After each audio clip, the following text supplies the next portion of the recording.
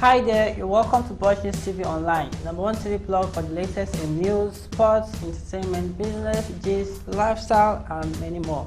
Stay tuned. Okay, good afternoon. By the special grace of God, my name's His Royal Highness is the Right Honorable Prince Dennis Ololube, JP KLC.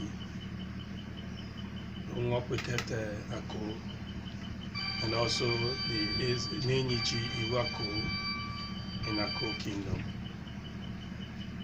By your titles, you are a personality and a major stakeholder in the Iwako Kingdom of Ekpe ethnic nation.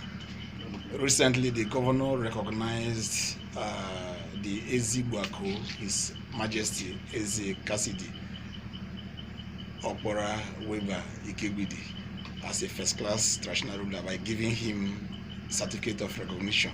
So what is your reaction on that? Well, I would say it's a welcome development. The victory is for the entire Ako people. Of a truth, the Ako, right from time immemorial, have a very unique procedure ascending to the throne of Ezi Iwako. It happened during the reign of my late father, talking about His Royal Highness Eze Dr. A.O. Ololube, JP A.P. Ezi Iwako the First.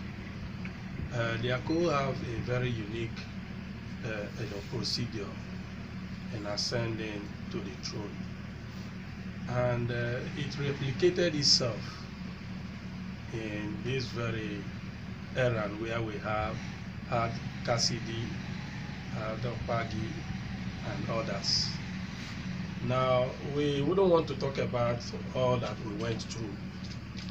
We want to give kudos to the River State government for their timely intervention by nipping it at the bud to say enough is enough.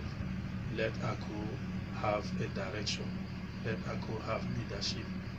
Because where there is anarchy, there is no development. So we are so happy that the whole struggle have come to an end. And the decision of the High Court that validated the victory of Cassidy Ikebidi as the authentic Eze, which in extension was honored, or is being honored by the River State government, is a welcome development.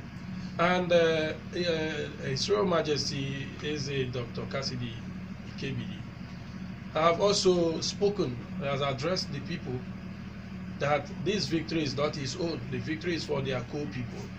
Now look at, Ako have been on third class several decades, right from the reign of the first monarch. It was this same Cassidy, then a politician, that made a move for that stool to be elevated. It was his making that stool was elevated to second class. And the same Cassidy again made that same move, that stool became first class. And I think for him to ascend that throne, in fact, Ako, what we are looking up to is it will be a very massive development that would come to Ako people. And so therefore, as a member of this institution, despite the age, I am calling, praying all that are involved. The personality of His Royal Highness is a Okpagi. Yes, he's a respected personality, one who has served. He served under my late father.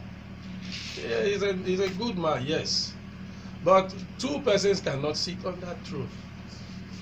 So since the government have recognized Cassidy, let us all come together, join hands, and then see that Ako has a direction, Ako is developed. Let all the things that they have eluded Ako, all these years that were 3 good years, Ako have been lacking behind. So let us come back. Let us forget whatever Cassidy alone cannot rule Ako. Cassidy needs every other persons to come together and join. A king cannot stay on his own to run a kingdom. He needs advisors, he needs people around him. And we want those wise counsel. Let them come and let us make Ako, our pride. Let us make Ako a place that people will come and dwell. Ako is known to be a hospitable place. So my prayer is that everybody should come together. Whether you were supporting Cassidy from the beginning, you were supporting Okpake, those ones know they are no longer issues. The Majesty have opened his gate and he said everybody should come. And one thing he has done, any moment from now, the reconciliatory committee will be constituted. In fact, he has done that. He's going to inaugurate them, but I wouldn't be in position to make that public. But I know that between now and next week, there will be a reconciliatory committee that will go to these aggrieved persons to talk to them and make them understand the reason and the need why we should come together. And I know with the personalities so far mentioned in that committee, they will succeed because these are people that have Ako at heart. Nobody won, nobody lost. It is a victory for everybody. So normally the elders don't fight. They don't even argue or push. Yeah. It is the youth that always engage in fighting. So what is your advice to the youth? We would notice that the Ako youth, I am proud of them. Very, very proud of the Ako youth. They are the listening type. Despite the fact that, when we try to express our youthful exuberance, so many things come into play. But the youth have also started this vanguard to talk to themselves through their social media. They've been calling each other and say, look, let us embrace, let us come together. And they have also advised the Majesty that he should carry everybody along. And the youths are ever willing. And that's why you see everywhere is calm. It's no problem in Ako, and there will be no problem. Because the Eze is youth friendly. He knows what it is. He is a man that when he was a politician, he actually did the best. He empowered so many youths in Ahoda East local government. So talking about Ako is just a segment, a section of the entire Ahoda East local government. So if somebody have managed the entire local government and was able to excel and touch so many lives, mostly the youths, Ako is a very small, thing for him to handle. So we want to believe that he has solid advisors, most of which are younger ones, young in age.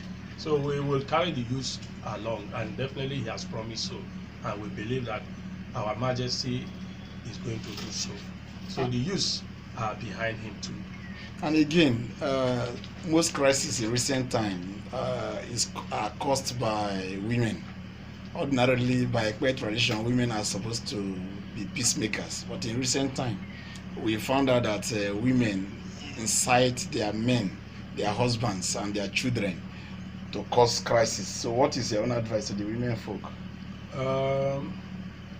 Traditionally, the women don't have major roles that are visible, other than we see their roles in the house, where they try to also encourage their children, their husband to be, peaceful, because if they do not do so, they also don't have anywhere to stay. So we are also, preaching that the mothers, the women, they should try to join in this crusade to preach peace to their children, to their husbands, and in their own gathering amongst themselves. Because as mothers, they are also going to feel the pain should there be crisis in the area. But we are also happy that the women in Ako Kingdom are obedient, they are humble, they are sincere, and that is why you see that we are still enjoying the relative peace in Akko Kingdom. Thank you.